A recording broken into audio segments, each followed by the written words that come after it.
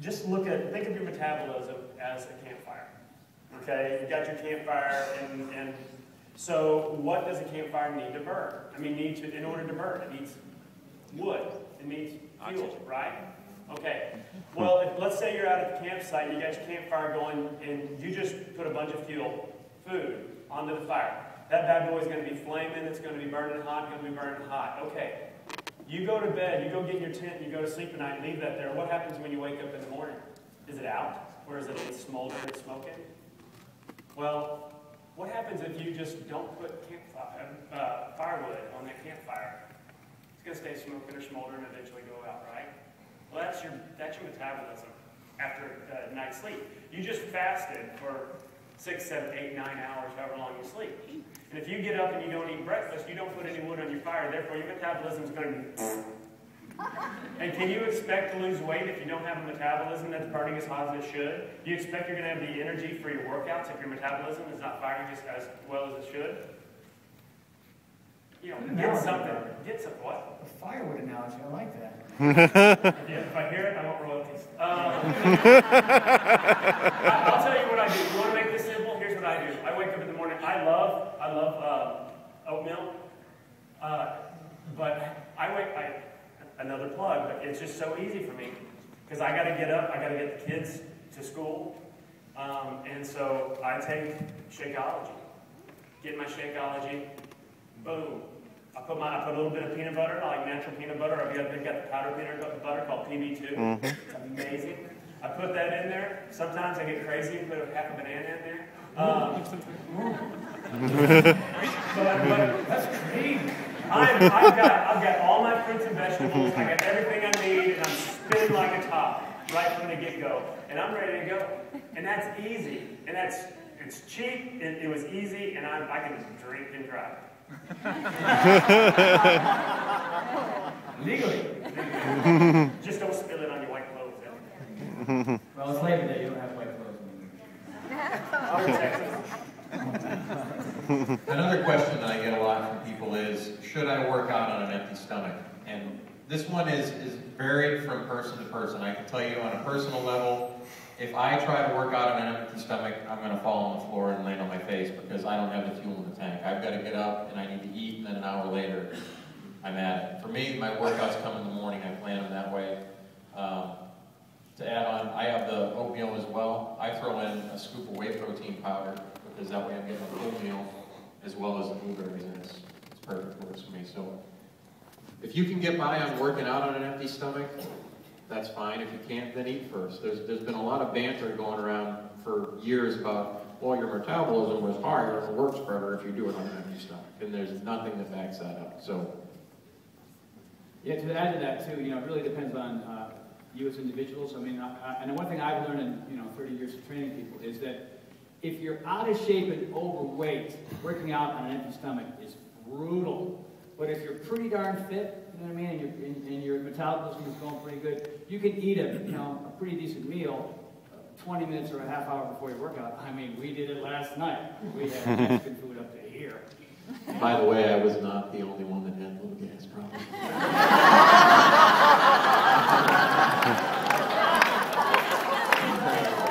Thank God I had to work on the presentation.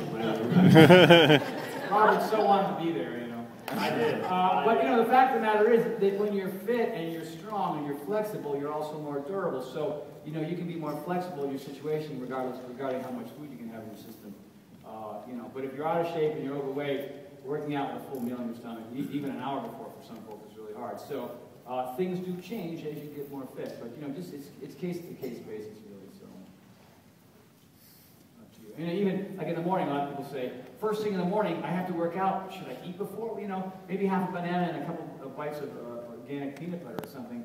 Wait 15 minutes, and that might be all the fuel your body needs. Or not a full serving of Shakeology, but maybe half a serving, and then do the other half afterwards. There's ways to be creative. And what's cool, it's only 140 calories. Shakeology on its own is only 140 calories. So it's not like you're going to overload yourself with a bunch of calories right before you work out. Very true. Another question that comes in a lot is, what time of day should I stop eating? And again, this varies. My general guideline that I try to live by is within 3 hours of bed, I cut off the food. if I have one of those nights where I'm really jonesing for something to eat, and fortunately I have the cereal out of my house, so I'm not going to eat 3 bowls of cereal, I'll make up just a whey protein shake mixed with water and ice. And protein will make you feel full. It also processes relatively well while you're sleeping, so it's not something that's going to end up on you as fat, depending on what brand or type you're using. Read the labels when you're searching that stuff out. You can find them sweetened with stevia now, and they're much cleaner, much better assimilated into your body than what you had in years past. You want to add anything? Also, too, you know, here's the beautiful thing, the difference between people who are super fit and people who are starting out. You know, when you're really, like, you look at professional athletes, there's so many, there's a huge population of professional and collegiate athletes that eat whatever they want all day and all night. And they're still super ripped and super lean and they can perform. Right? So when you're starting out, you have to be more strict, which kind of sucks because, you know, here you are, you're suffering with these workouts that you can't do it. Now you have to be really disciplined with your diet. But as you become more fit and you become stronger and more flexible and your endurance is better, you know, you can get away with murder, really, to some degree. I do eat late at night. I used to have that cookie that I talked about before, and that didn't really affect me. Like, I did have 6 packs of love handles at the same time. That's a weird combo, but you know, I didn't really care that much about it. But it did affect my sleep a little bit, which wasn't good, which caused me to be a little bit more stressed out than I needed to be the next day. So what I do now, since I cut out the carbs and the processed sugars, I'll just say this is my favorite new snack, by the way. Write this one down, man. Organic chopped up strawberries in a bowl, right? And the smaller the bowl, the smaller the portion. You put it all in a big bowl, you'll eat too much. So get yourself a small bowl, and then I put frozen organic blueberries in there to make it cold, right? Then I take some shaved almonds, put that in there, all right? And then I add a little almond milk, stir it all up. Bang, that's mine. And if I'm really being crazy, I'll put in some organic puffed millet. For for that little bit of carb. It's got, you know, the ingredients in organic puffed millet is puffed milk, you know, so, or puffed rice or something like that.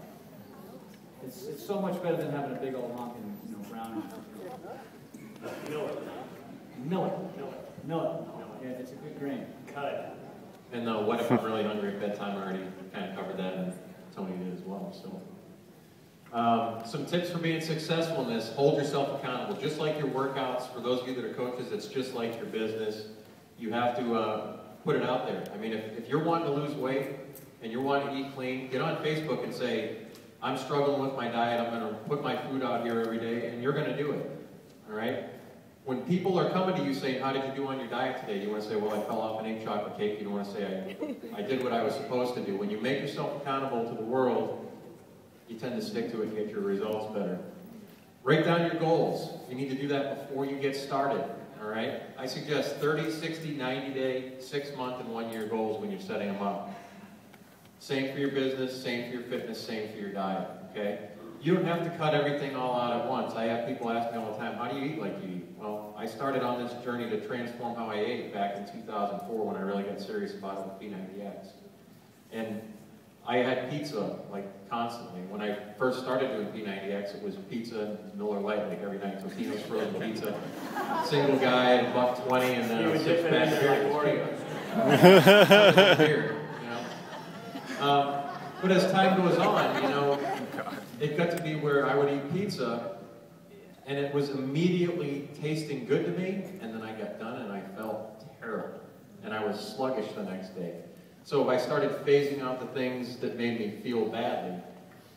I got rid of the instant gratification, and I came to the point where when I picked something up, before I put it in my mouth, I said, is this going to bring me down to my written goal faster, or is it going to push me further away? And if it was pushing me further away, I put it down.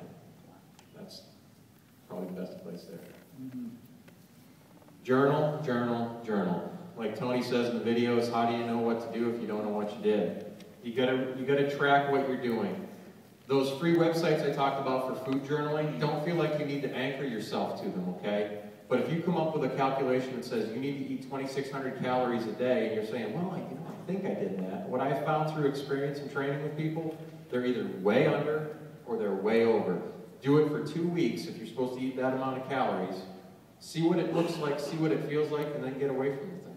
If you're not a tech geek like me, it gives you an idea and it puts you in the right ballpark so you stay on the right track. Recruit a partner. Tony has, you know, he mentioned that earlier in one of his presentations. He's got the people that come by his house all the time for working out. It's the same thing with diet. For those of you that are out there that are married or have a significant other in your house, do it together. You know, there's no better thing than having an accountability partner. And that's one of the things that's so great about why Team Beachbody is so successful. Why P90X is so successful. Remember that three-legged stool we were talking about? It's that support. That's what makes all of this successful. Because if it's just you sitting in your garage or in your bedroom doing your workout, keeping yourself accountable, sometimes it's easier to slip.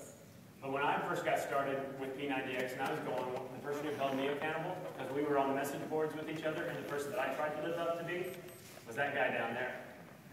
And so he's the reason why I was as successful with my fitness as I am. So anyway, do that. Find somebody. You know what? Here's the deal. Find somebody that is not going to let you slack. Find somebody that is not going to be easy on you. Don't go to your mother and go, hey, can you hold me accountable for what I'm eating? You could have said, yes, I made cookies for you. No, go to your meanest neighbor and go, hey man, I'm trying to lose some weight. Could you help me out? If I eat this, will you kick my ass? So when they wake up in the morning and they both see each other in the driveway before going to work, he'll look at you and say, you look like crap! What's the matter with you? Let's go get on board. That's the guy you need in your life.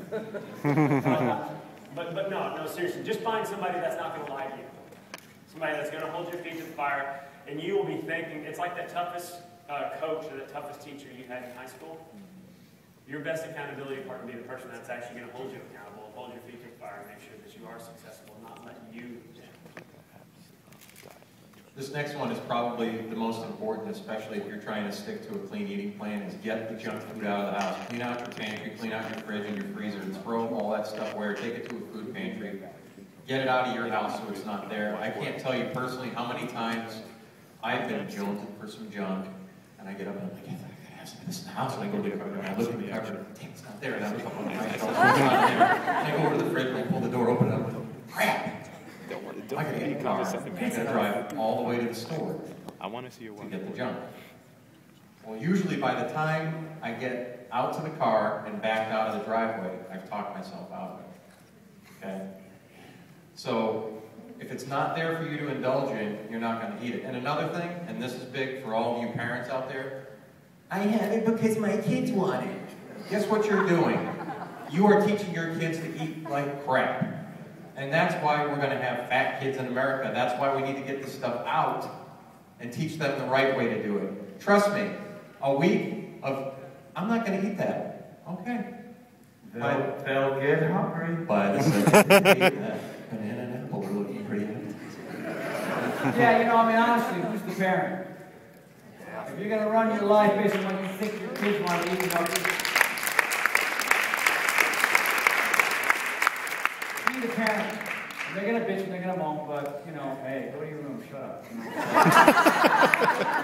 man, I worked in the fitness in the 60s. You know, You're not leaving the table until you eat all your millet. Finish your puff milk. But honestly, you know, I mean, you have to, I mean, to live this lifestyle and feel good, you're going to have to set an example for your kids. Because trust me, you know, if you think you're going to buy, you know, set that little part of the cabinet up in that pantry where you eat your food and you have their food someplace else, man, you run out of your food, where are you going to go? You're going to eat their stuff. And so that is just hypocritical psycho land, you know, and you got to stop doing that. So, you know, you can give them some treats, you know, you can give them some tofu ice cream sandwiches once in a while, whatever. I mean, you go to Whole Foods. Whole Foods makes Whole Foods that kind of fool kids into eating something that they think is, you know, nasty, but in reality it's probably a little bit better. But don't get in the habit of giving them that stuff either, you know. Teach them that fruits and nuts and things like that are actually good. And they're going to, like I said, they're going to have struggle with it at first, just like you do, because they're human. But you run the show, so tell them what to do. And that's some very cool, you know, we had some things earlier in there. You know, in the club, and for those of you who are club members, or you can go on the message boards, which are free. You go on Facebook. A lot of times we'll post recipes on Facebook. But there are some great healthy recipes for desserts that you can that are all natural, whole food.